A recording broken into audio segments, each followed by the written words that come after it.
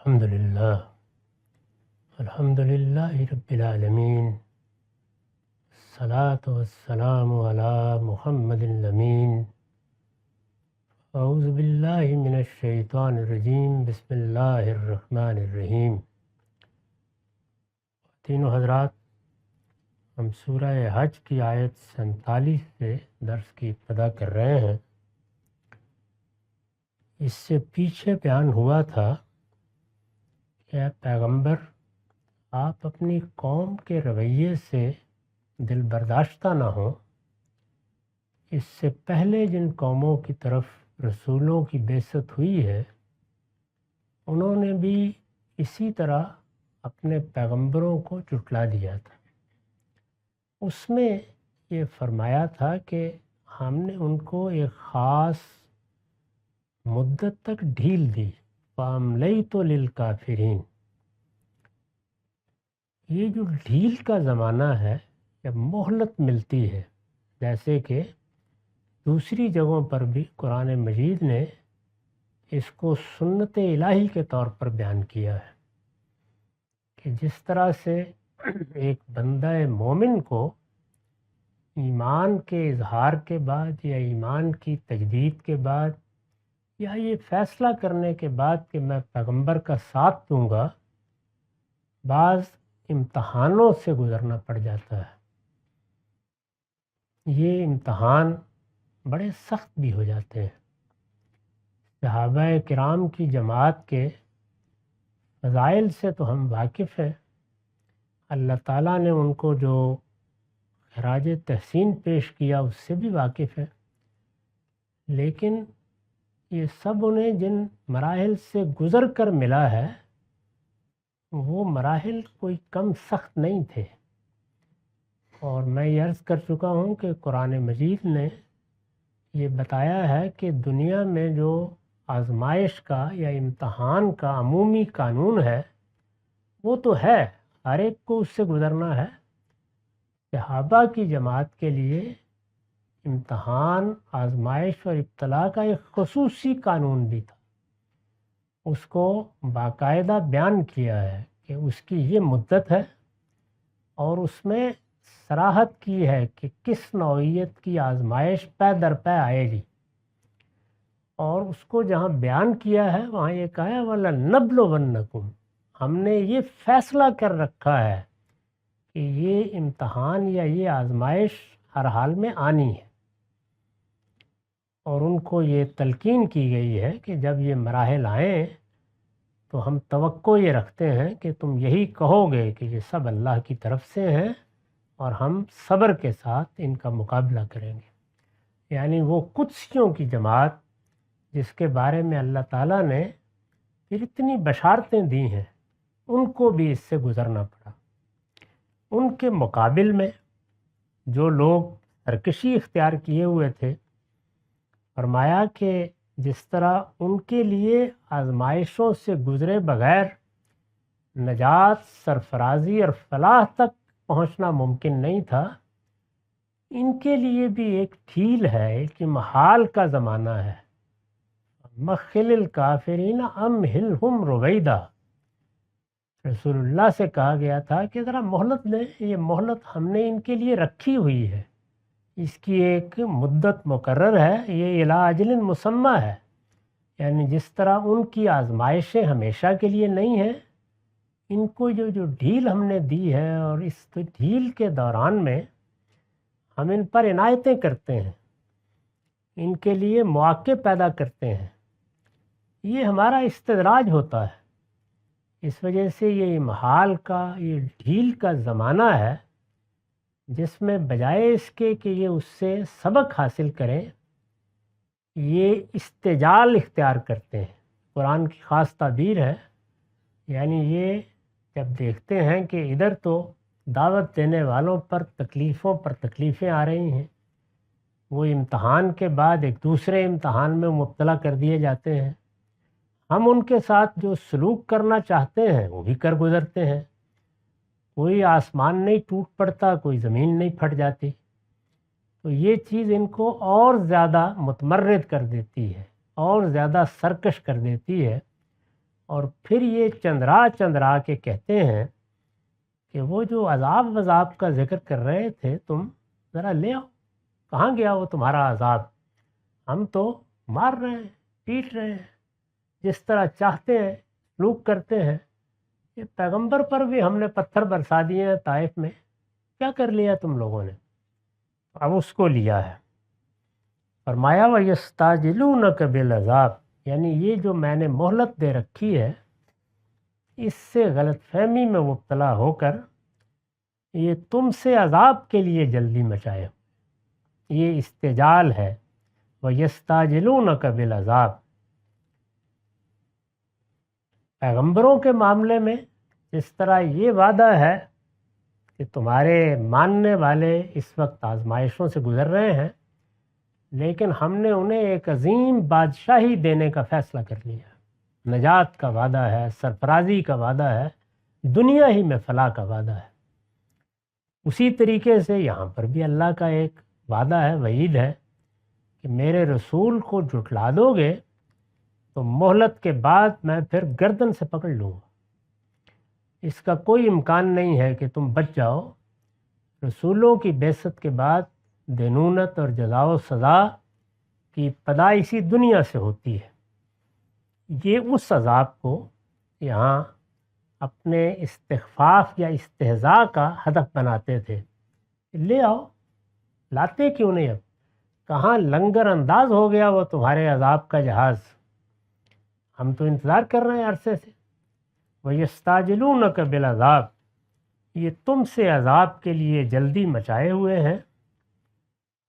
وَلَن يُخْلِفَ اللَّهُ وَعْدَهُ، درا حال ہے کہ اللہ نے عذاب کی وعید سنائی ہے تو اللہ ہرگز اپنے وعدے کی خلاف ورزی نہ کرے گا۔ یعنی جب ہم نے کہہ دیا ہے کہ وہ عذاب آنا ہے اور دنیا میں ان کا محاسبہ ہونا ہے اور ان کی گردن پکڑ لی جائے گی، ہم نے کہہ دیا ہے تو اس کی خلاف ورزی نہیں ہونی، یہ تو آنا ہے۔ طرح حال ہے کہ اللہ نے عذاب کی وعید سنائی ہے تو اللہ ہرگز اپنے وعدے کی خلاف ورزی نہ کرے گا۔ وَلَن يُخْلِفَ اللَّهُ وَعْدَهُ، پھر دیر کیوں ہے؟ فرمایا یہ دیر سویر تمہارے مسئلے ہیں۔ وَإِنَّ يَوْمًا عِندَ رَبِّكَ كَأَلْفِ سَنَةٍ مِّمَّا تَعُدُّونَ، انہیں معلوم ہونا چاہیے کہ تمہارا دن 24 گھنٹے میں گزرتا ہے، تمہارے پروردگار کے ہاں ایک دن تمہاری گنتی کے حساب سے بعض اوقات 1000 سال کے برابر ہوتا ہے۔ تو میرے ہاں فیصلے میرے دنوں کے لحاظ سے ہوتے ہیں، تمہارے دنوں کے لحاظ سے نہیں ہوتے۔ میں نے نوح کی قوم کے فیصلے کو 950 سال مؤخر کر دیا، اتنی مہلت دے دی، یہ فیصلہ مجھے کرنا ہے، اس لیے تم جلدی مچائے ہوئے ہو، اور یہ تو چند سال ہیں، گزر جائیں گے۔ جتنا میں نے مہلت کا فیصلہ کیا ہے اس میں میں گرفت نہیں کرتا، لیکن یہ بات یاد رکھو کہ جلدی تمہیں پڑی ہوگی، میرے ہاں اگر 1000 سال گزر گئے تو ایک دن ہی گزرے گا تمہارے حساب۔ انہیں معلوم ہونا چاہیے کہ تیرے پروردگار کے ہاں کا ایک دن تمہاری گنتی کے حساب سے 1000 سال کے برابر ہوتا ہے۔ الف سنۃ مما تعدون، میں نے لکھا ہے مطلب یہ ہے کہ خدا کے معاملات کو اپنے محدود پیمانوں سے نہیں ناپنا چاہیے۔ یہ ہمارے زمان و مکان ہیں، ہمارے دن اور رات ہیں، ہمارے لیے 60-70 سال بھی بڑی عمر بن جاتے ہیں، ہم مایوسی میں چلے جاتے ہیں۔ دنیا میں قوموں کے ساتھ کیا معاملات ہو رہے ہیں، ان کے فیصلے ہزار سال کے لحاظ سے ہوتے ہیں۔ یہ جو یہاں پہ 1000 سال کی مدت کا ذکر کیا ہے، دوسری جگہ یہ بتا دیا ہے کہ بعض معاملات میں میرا دن 50,000 سال کے برابر ہوتا ہے، اور اسی طرح سے وہ دن جو اس کائنات پر گزرے ہیں وہ ہم نہیں کہہ سکتے کہ کروڑوں سال کے تھے یا اربوں سال کے تھے، اس لیے کہ دن تو گردش سے پیدا ہو رہے ہیں، یعنی دن اور رات کوئی ابدی حقیقت نہیں ہے، وہ گردش سے پیدا ہو رہے ہیں۔ ہماری زمین کی آفتاب کے گرد گردش کے لحاظ سے ہمارا دن ہے، یہ مریخ پر اور ہے، یہ عطارد پر اور ہے، کسی اور جگہ اور ہے، اور یہ پوری کائنات عرش کے گرد گردش کر رہی ہے۔ نہیں معلوم کہ اس میں خدائی دن کتنے نوری سال کا ہوتا ہے کہ کتنا ہوتا ہے، یہ ہم نہیں جانتے۔ مطلب یہ ہے کہ خدا کے معاملات کو اپنے محدود پیمانوں سے نہیں ناپنا چاہیے۔ تمہارے ہاں صدیاں گزر جاتی ہیں، لیکن خدا کی تقویم میں شاید چند لمحے بھی نہیں گزرے ہوتے۔ وہاں دن اس کے لحاظ سے ہوتے ہیں، جلدی تم مچا سکتے ہو، اس کا معاملہ اس سے بالکل مختلف ہے۔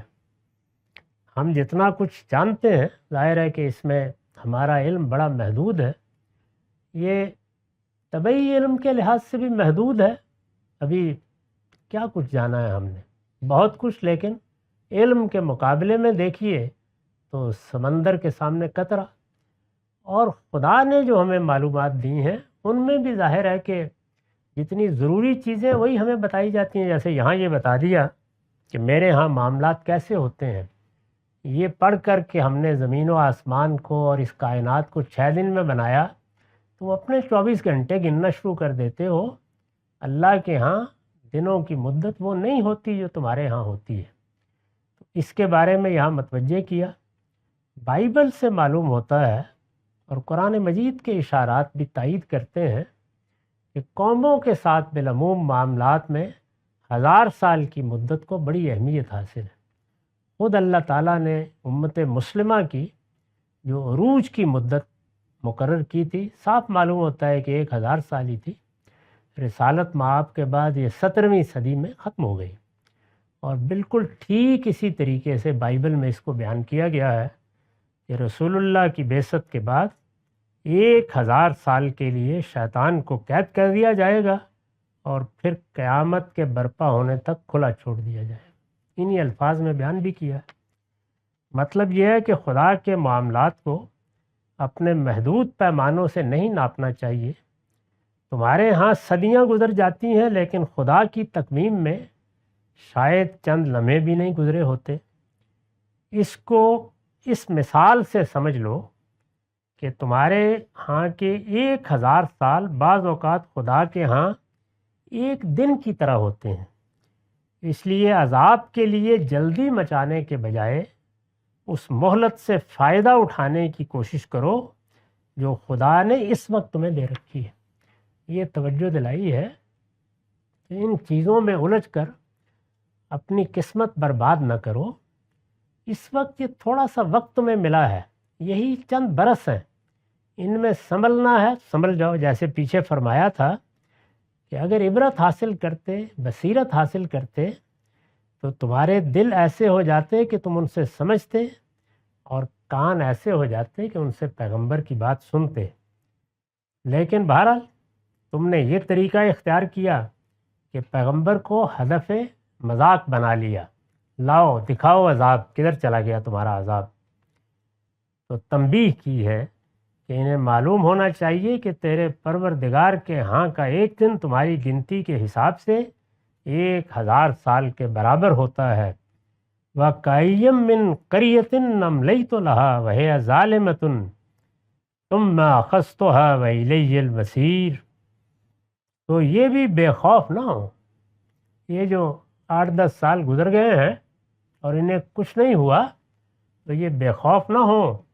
کتنی ہی بستیاں ہیں جن کو میں نے ان کے ظلم کے باوجود اسی طرح ڈھیل دی۔ یعنی یہ نہیں ہے کہ یہ ظلم پر آمادہ ہیں تو میں فوراً پکڑ لوں گا، ان سے زیادہ ظلم و ستم کا ارتکاب کرنے والوں کو بھی میں نے اسی طرح ڈھیل دی، پھر ان کو پکڑ لیا۔ ثم اخذتها وإلي المصير۔ اور خیر یہ تو یہاں کی پکڑ ہے، اس پکڑ میں 2 دن زیادہ لگ گئے یا 4 دن زیادہ لگ گئے، اس پر اتراؤ نہیں، سب کو واپس تو میرے پاس ہی آنا ہے۔ وإلي المصير۔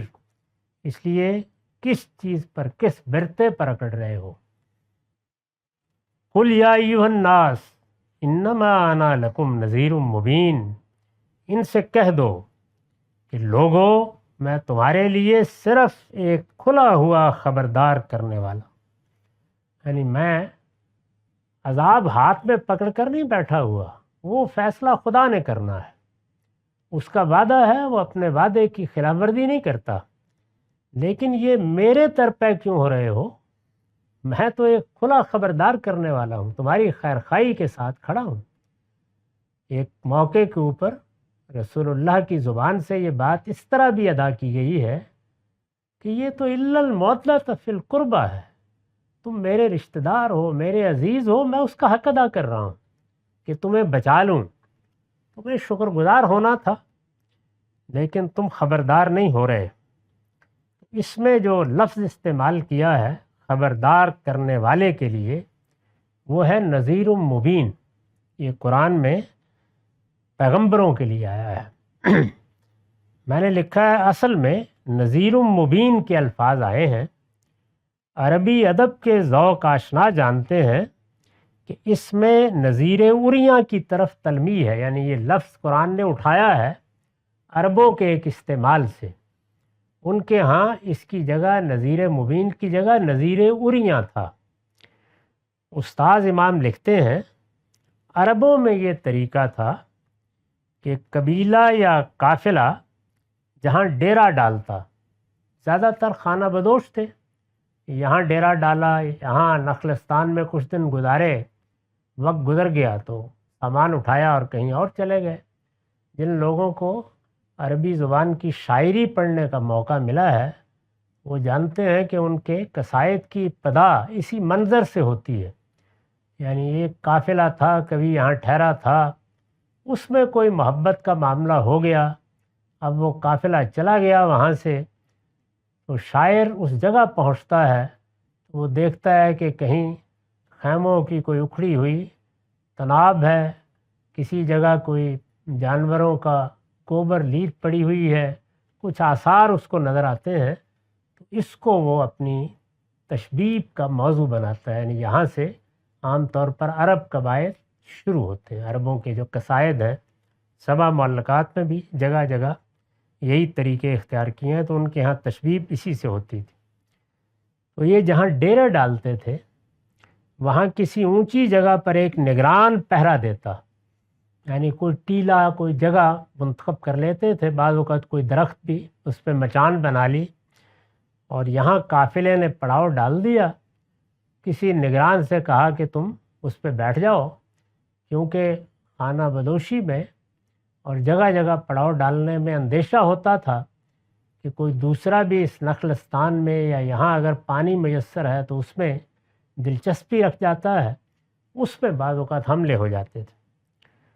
وہاں کسی اونچی جگہ پر ایک نگران پہرا دیتا، اور اگر وہ کسی طرف سے کوئی خطرہ محسوس کرتا تو اپنے کپڑے اتار کر ننگا ہو جاتا، یعنی وہ طریقہ یہ تھا کہ وہ کپڑے اتار دیتا اور ننگا ہو کر وہ خطرے کا اعلان کرتا، اور خطرے کا اعلان کرتا جس کے بعد قبیلے یا قافلے کے سارے مرد تلواریں سونت کر مدافعت کے لیے تیار ہو جاتے۔ وہ گویا الارم تھا اس بات کا، یہ ان کی قبائلی زندگی کی روایت تھی۔ اس کو نذیر اریاں کہتے تھے، اریاں ننگا، اس کو نذیر اریاں کہتے تھے۔ یہ تعبیر چونکہ ناشائستہ تھی، یعنی یہ عمل بھی ناشائستہ ہے، کپڑے اتار دیے جائیں، تعبیر بھی، نبی کے لیے اس کا استعمال موزوں نہ تھا، یعنی کام تو نبی بھی وہی کر رہا تھا، لیکن اب کیا اس کو بھی نذیر اریاں کہا جائے؟ نبی کے لیے اس کا استعمال موزوں نہ تھا، اس وجہ سے قرآن نے اس کو نذیر مبین کی شکل میں شائستہ بنا لیا، یعنی نذیر اریاں تو نہیں، نذیر وہاں سے لے لیا اور اس کے ساتھ مبین کی، کھلا، یعنی وہ تو کپڑے کھول کر کھلا ہوتا تھا، یہاں یہ ہے کہ بات کھلی کی جائے، اعلان کھلا کیا جائے، بتایا جائے، لوگوں کو جگایا جائے۔ تو اس وجہ سے جگہ جگہ پیغمبر کے لیے یہ نذیر مبین کی تعبیر قرآن میں آتی ہے۔ اس کا پس منظر یہ ہے، ان سے کہہ دو کہ لوگوں میں تمہارے لیے صرف ایک کھلا ہوا خبردار کرنے والا ہوں۔ الذین آمنوا وعملوا الصالحات لہم مغفرتم ورزق کریم، پھر جو ایمان لائے اور انہوں نے اچھے عمل کیے ان کے لیے مغفرت بھی ہے اور عزت کی روزی بھی۔ مغفرت، اس سے بڑی کوئی بشارت نہیں ہے جو انسان کو دنیا میں مل سکے۔ کیا وجہ ہے؟ وجہ یہ ہے کہ انسان سے جب گناہ ہوتا ہے، کسی بڑے گناہ کا ارتکاب ہو جاتا ہے، تو ایک شدید مایوسی کی کیفیت سلیم الطبع انسان پر طاری ہوتی ہے۔ اس وقت تو لوگ حوصلے میں ہیں، اس کی وجہ پیغمبروں کی ہدایت ہے، ورنہ اس سے الگ ہو کے ذرا دیکھیے کہ دنیا میں کیا ہوا ہے۔ یعنی اس وقت جو سب سے بڑا مذہب ہے وہ کیتھولک مسیحیت ہے۔ ان کے ہاں یہ سب سے بڑا مسئلہ بنا کہ آدم سے گناہ ہوا ہے اور ہم بھی نہیں بچ پاتے، ہم سے بھی گناہ ہوتے ہیں۔ تو اس کا مطلب یہ ہے کہ انسان گناہ سے نہیں بچ سکتا، تو پھر کیا ہوگا؟ یعنی گناہ پر مواخذہ تو ہونا ہے۔ اس کے معنی یہ ہے کہ ہم جب بچ نہیں سکے تو پکڑے جائیں گے۔ ہمارے ہاں بھی اگر معتزلہ شاعرہ کی بحثیں پڑھیں تو ان کی ابتدا یہیں سے ہوئی ہے کہ کبیرہ گناہ کا ارتکاب ہو جانے کے بعد کیا مسلمان رہتا ہے؟ اب اگر رائے یہ قائم ہو گئی کہ نہیں رہتا تو اس کا نتیجہ کیا ہے کہ جو تھوڑی بہت ضمانت ہے شفاعت کی وہ بھی ختم ہو گئی۔ تو اس سے جو یاس پیدا ہوتی ہے، قرآن مجید اس یاس کو موضوع بناتا ہے اور وہ یہ کہتا ہے کہ نہیں، ایسا نہیں ہے، یہ ہم جانتے ہیں انسان سے گناہ ہوتا ہے، یہ بھی ہمیں معلوم ہے کہ آدم نے بھی غلطی کی تھی، لیکن تمہارا پروردگار کوئی منتقم مزاج بادشاہ نہیں ہے، اس کے ہاں مغفرت ہی مغفرت ہے۔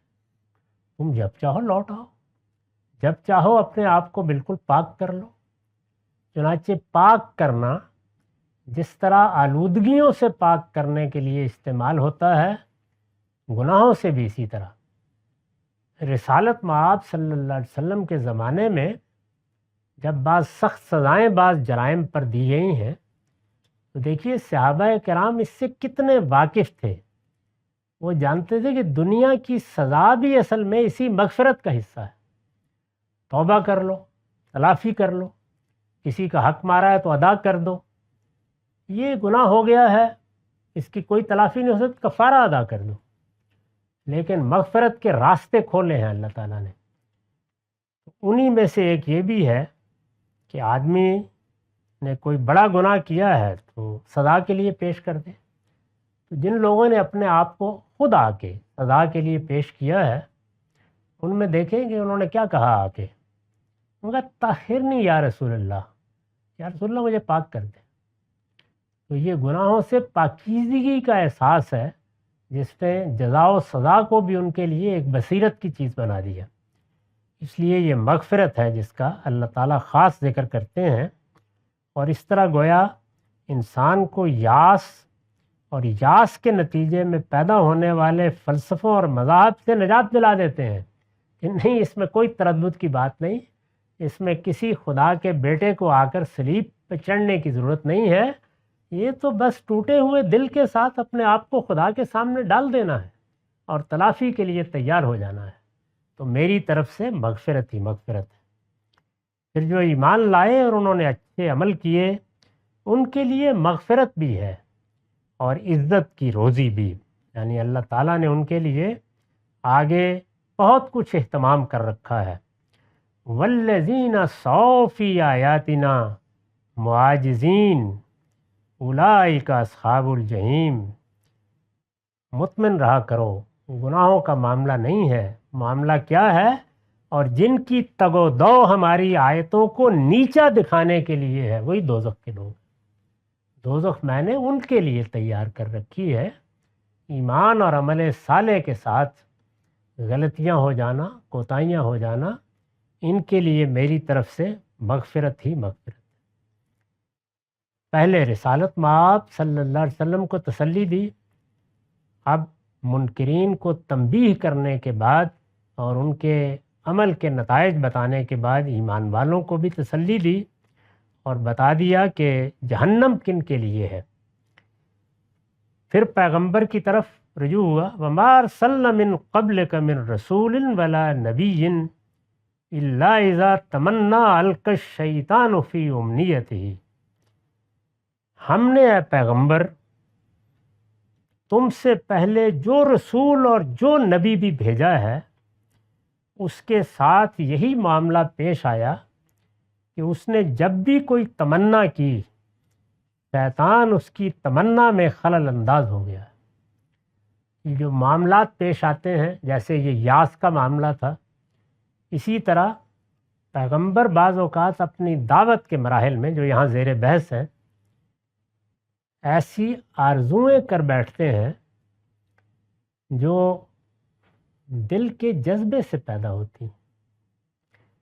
مثلا رسالت مآب صلی اللہ علیہ وسلم دعوت دے رہے ہیں، پیچھے وہ رد عمل بیان ہوا ہے جو منکرین کی طرف سے ہے، اس میں یہ خواہش پیدا ہوئی کہ پروردگار یہ زیر 10 لوگ الحمدللہ میری بات سن رہے ہیں، کچھ دوست احباب نے بھی اس کو قبول کر لیا ہے، یہ نوجوان بھی ایمان لا رہے ہیں، ایک ایک دو دو چار چار، لیکن یہ عرب کے سرداروں میں سے اگر اللہ پروردگار عالم ابو جہل کو توفیق دے دے، عمر کو توفیق دے دے، تو اس سے میرے دین کو، میری دعوت کو بڑی غیر معمولی تقویت حاصل ہوگی۔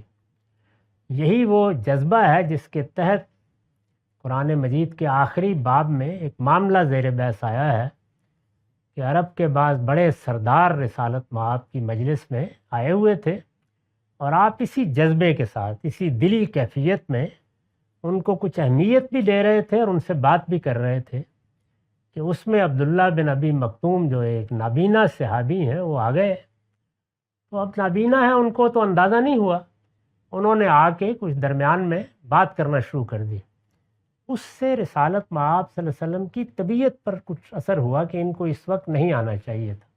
اس میں بھی اصل جذبہ اگر بات کی آیات کو دیکھیں تو یہ معلوم ہوتا ہے کہ یہ لاخیر اس وقت بیٹھے ہوئے ہیں، ایسا نہ ہو کہ کوئی جملہ کس دیں ان پر اور ان کی توہین ہو اس سے، تو تھوڑا سا اضطراب اور تردد آپ کے ہاں پیدا ہوا، اور جیسے اس کے اثرات چہرے پر بھی آ جاتے ہیں وہ آئے، لیکن اللہ تعالیٰ نے آپ دیکھیے اس میں کیا اسلوب اختیار کیا، عبس وتولی ان جاءہ الاعمی، وہ اندھا آ گیا، تمہاری تیوری چڑھ گئی کہ کیسے ہو سکتا ہے، وہ تم سے پاکیزگی لینے کے لیے آیا تھا، یہ کیا کرنے بیٹھے ہوئے، تو بالکل ادھیڑ کے رکھ دیا، کوئی پرواہ نہیں ہے ان کی، یہ تو درپے ہیں اپنی قسمت کے مارے ہوئے، تمہاری توجہات کا مرکز اسی کو رہنا چاہیے۔ تو انسان کے اندر یہ چیز پیدا ہو جاتی ہے، اس لیے کہ یہ وہ پروردگار کا معاملہ الگ ہے، لیکن بندے تو بہرحال بندے ہی ہوتے ہیں۔ تو فرمایا کہ اس طرح کی کوئی تمنا بعض اوقات جب رسول یا نبی کے ہاں پیدا ہوتی ہے تو یہ تمناؤں کو کچھ زیادہ قریب نہیں آنے دینا چاہیے، تمنائیں شیطان کے لیے راستہ نکالتی، یہ رسول اللہ کو بیان فرمایا ہے، اور کہا ہے کہ اس میں بھی تسلی رکھو، یہ معاملہ صرف تم سے نہیں ہوا یا ہو رہا، اس سے پہلے بھی ہر پیغمبر سے ہوا۔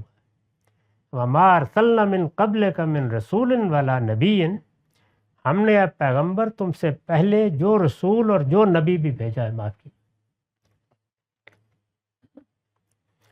اس کے ساتھ یہی معاملہ پیش آیا کہ اس نے جب بھی کوئی تمنا کی تو شیطان اس کی تمنا میں خلل انداز ہو گیا، یعنی یہ تمنا جو ہے یہ کتنے ہی خیر خواہی کے جذبے کے ساتھ ہو، بہرحال شیطان کے لیے راستہ کھولتی ہے۔ اس میں یہ جو الفاظ استعمال ہوئے ہیں، تم سے پہلے جو رسول اور جو نبی بھی بھیجا ہے، یہ بالکل صریح ہے کہ نبی اور رسول ہم مانا نہیں ہے، یہ الفاظ ہی بتا رہے ہیں، میں نے لکھا ہے یہ الفاظ صاف ظاہر کرتے ہیں کہ نبی اور رسول میں فرق ہے۔ یہ فرق کیا ہے؟ قرآن کی تصریحات سے معلوم ہوتا ہے کہ اللہ تعالیٰ جن لوگوں کو خلق کی ہدایت کے لیے مبعوث فرماتا ہے اور اپنی طرف سے وحی و الہام کے ذریعے سے ان کی رہنمائی کرتا ہے، انہیں نبی کہا جاتا ہے۔ لیکن ہر نبی کے لیے ضروری نہیں ہے کہ وہ رسول بھی ہو، رسالت ایک خاص منصب ہے جو نبیوں میں سے چند ہی کو حاصل ہوا ہے۔ قرآن میں اس کی تفصیلات کے مطابق رسول اپنے مخاطبین کے لیے خدا کی عدالت بن کر آتا اور ان کا فیصلہ کر کے دنیا سے رخصت ہوتا ہے۔ یہ فرق ہے نبی اور رسول میں۔ چنانچہ اس کی طرف سے یعنی رسول کی طرف سے اتمام حجت کے بعد اللہ تعالیٰ اس کے ماننے والوں کو غلبہ عطا فرماتا اور اس کے منکرین پر اپنا عذاب نازل کر دیتا ہے۔ پیچھے چونکہ یہی حیثیت زیر بحث ہے تو اس لیے بتایا کہ یہ جو بات ہم کرنے والے ہیں یہ صرف نبیوں کے ساتھ نہیں، رسولوں کو بھی اسی طرح کی صورتحال پیش آئی ہے کہ تمنا کر بیٹھے۔ یہ مضمون ابھی جاری ہے، وقت ختم ہو گیا۔ اقول قولی ھذا واستغفر اللہ لی